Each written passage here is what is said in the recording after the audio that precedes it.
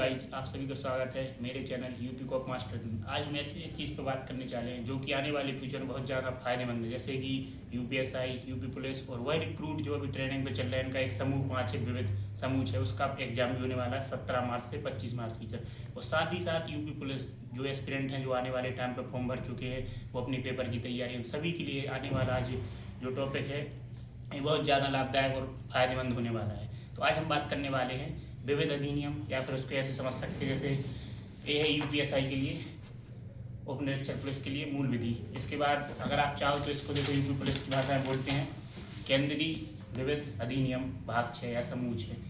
साथ ही साथ ये यूपी पुलिस को भी इसलिए आ सकता है क्योंकि पिछली बार जब आरओ का एग्जाम चल रहा था तो कुछ क्वेश्चन थे जो यूपी पुलिस में ट्रेंडिंग में आए थे। तो ये मैटर नहीं करता आपके इसमें सिलेबस क्या है, मैटर ये करता है कि अभी ट्रेंड में क्या चल रहा है। तो इसी टाइम जैसे यूपी एसआई का 15 और 14 मार्च को एग्जाम है, तो उसमें अगर मूल विधि वगैरह आएगी तो जाहिर सी बात है कि आने वाले टाइम में यूपी पुलिस के एग्जाम में भी मूल विधि आएगी। तो आज इन सबको देखते हुए मैंने एक 6 समूह अधिनियम बोल सकते हैं, मूल विधि बोल सकते हैं, इन सब पे एक वीडियो बनाई है।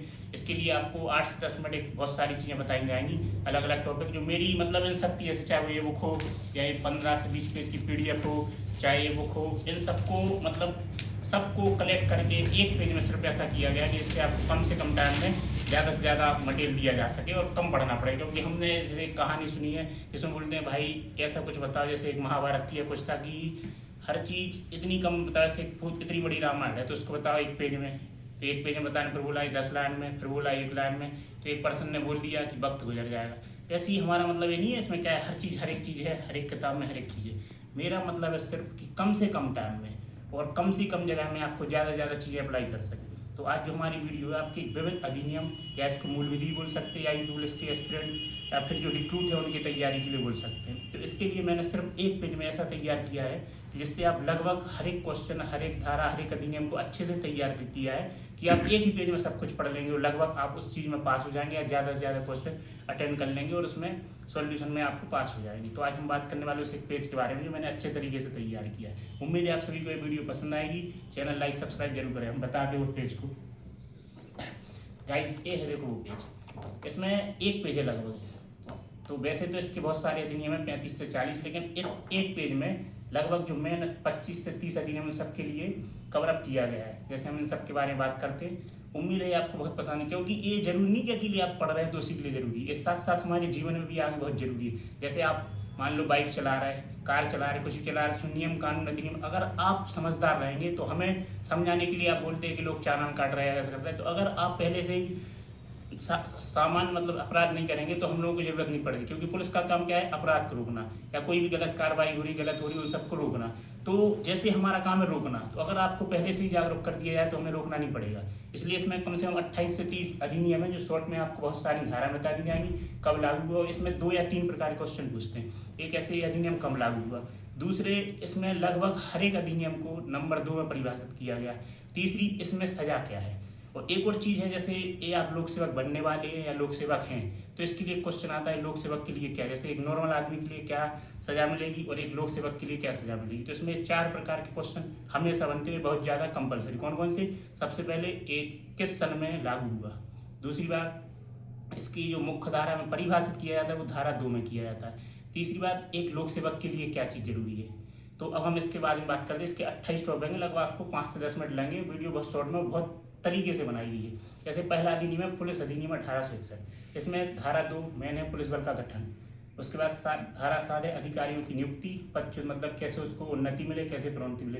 धारा 23 में कर्तव्य, धारा 29 में दंड, और धारा 32 में वो सभी धाराएं जैसे 2, 4, 7 इन सबके उल्लंघन करने पर दंड दिया जाएगा। दूसरी धारा है, दूसरा अधिनियम है पुलिस बल अधिकारों का निर्वहन, 2 दिसंबर 1966। इसमें बहुत सारी धाराएं हैं, लेकिन मेरा मतलब है केवल आपको मेन धाराएं जो एग्जाम में आने की संभावना है बहुत जरूरी है। धारा 3 संघ भाषण पत्रकार प्रकाशन, इन पर रोक, और 4 इसमें क्या है कि इन सब पे अगर करते हैं आप तो 2 वर्ष का दंड रहेगा।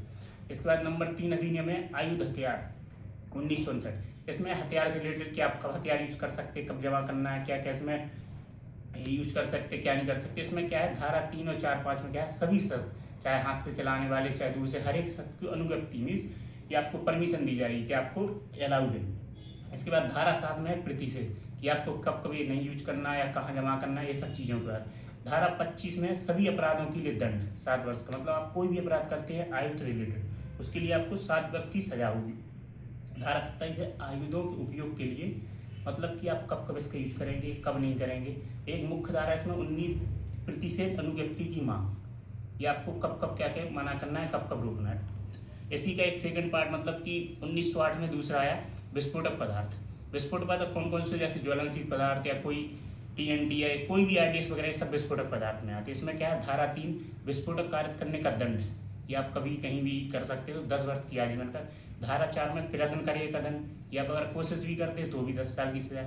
इसके बाद 5वें नंबर की धारा है संदिग्ध परिस्थितियों में दंड, कि मान लो कोई ऐसी स्थिति है कि जहाँ सभी लोग एक दूसरे को अलग कर रहे हैं, आपने वहाँ जाके विस्फोट कर दिया, मतलब कोई संदिग्ध ऐसी जो कुछ नहीं हो सकता उस टाइम आपने कर दिया।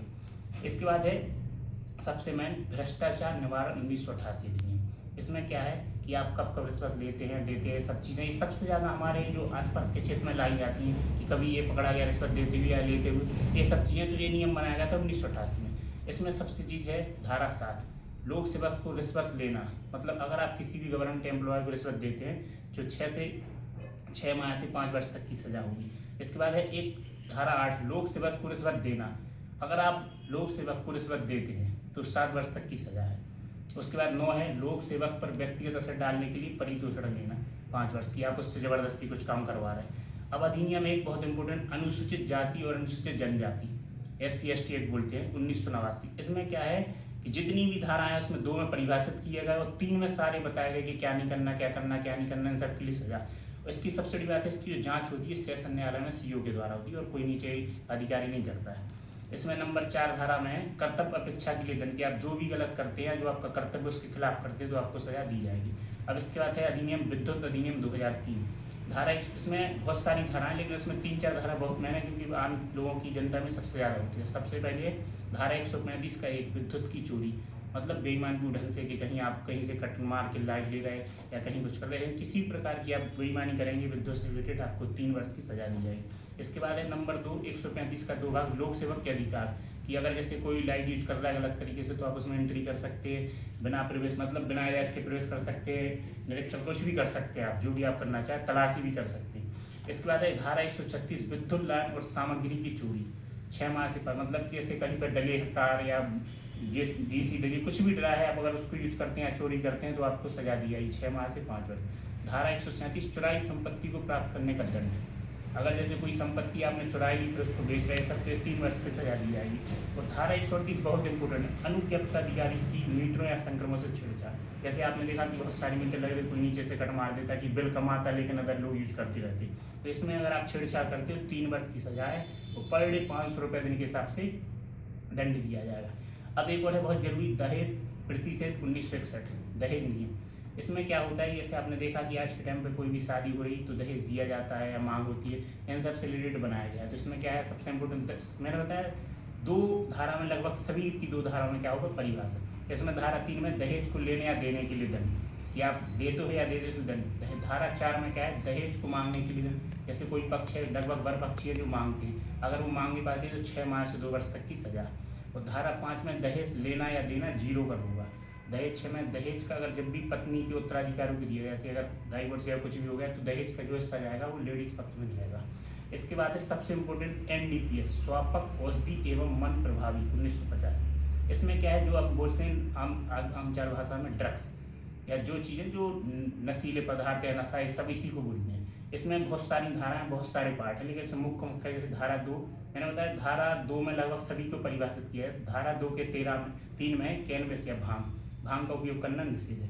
धारा 2 के 5 में कोका, धारा 2 के 6 में पत्ती और धारा 2 के 15 में अफीम। इसके बाद क्या है समूह धारा 8 में क्या है कुछ संक्रियाओं का प्रतिषेध, जैसे कि आप इसकी खेती नहीं कर सकते, एकत्र नहीं कर सकते, क्रय विक्रय नहीं कर सकते।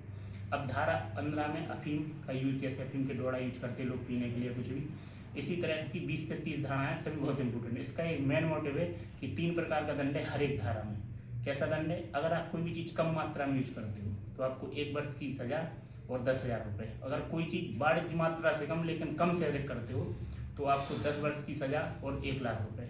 और अगर आप वाणिज्य मात्रा मतलब बेचने के लिए यूज करते हो तो 10 से 20 वर्ष की सजा और 10 लाख रुपये फाइन। इसके बाद हम बात करते हैं किशोर न्याय बोर्ड अधिनियम 10वां है किशोर न्याय बोर्ड 2015। इसमें क्या है बच्चों जिसको इंग्लिश में बोलते हैं जुवेनियल रूल, जो बच्चों से रिलेटेड। इसमें क्या है, बहुत सारी धाराएं हैं, जैसे परिभाषित किया गया धारा 2 में, तो धारा 2 के 10 में बोर्ड मीन्स के एक बोर्ड बनाया जाएगा जिसमें किशोर की हर एक चीज़ दी जाएगी। धारा 2 बालक, 2 के 12 में बालक, धारा 2 17 में बाल कल्याणकारी, धारा 2 19 में बाल गृह, धारा 20 2 के धारा 20 में क्या है, पॉक्सो। रुक तो हम बात कर रहे थे अधिनियम 10 की, क्या है, स्वापक औषधि व मन प्रभावी, जो 1985 में क्या है, बहुत सारी धारा है, लेकिन इसका मेन मोटिव है 3 प्रकार के दंड होते हैं। अगर आप कोई भी चीज़ थोड़ी सी मात्रा में यूज करते हो तो आप 10,000 रुपये 1 वर्ष का जुर्माना। अगर कोई चीज़ आप अल्प मात्रा से अधिक, मतलब बारिश से कम करते हो तो 10 वर्ष की सजा और 1 लाख रुपये। और कोई चीज़ बहुत मात्रा में बेचने हो या बारिश की मात्रा में यूज करते हो तो आपको 10 से 20 साल की सजा और 10 लाख रुपये। ये आपके 10 अधिनियम हो गए। आने वाली सेकंड वीडियो में आपको 10 से 20 अधिनियम और 20 से 30। उसके बाद में एक और पेज बनाया जो BNS और BNSS और BSA, तीनों धाराओं को कलेक्ट किया गया इसमें, यानी तीनों की लगभग मेन धारा सब कुछ किया गया है। तो आपको उम्मीद है ये सारी चीज़ें बहुत कम पेज में और बहुत कम में अवेलेबल हो जाएंगी। उम्मीद है आपको चैनल पसंद आया तो पार्ट 2 जरूर देखिए, लाइक शेयर सब्सक्राइब जरूर कीजिए। धन्यवाद।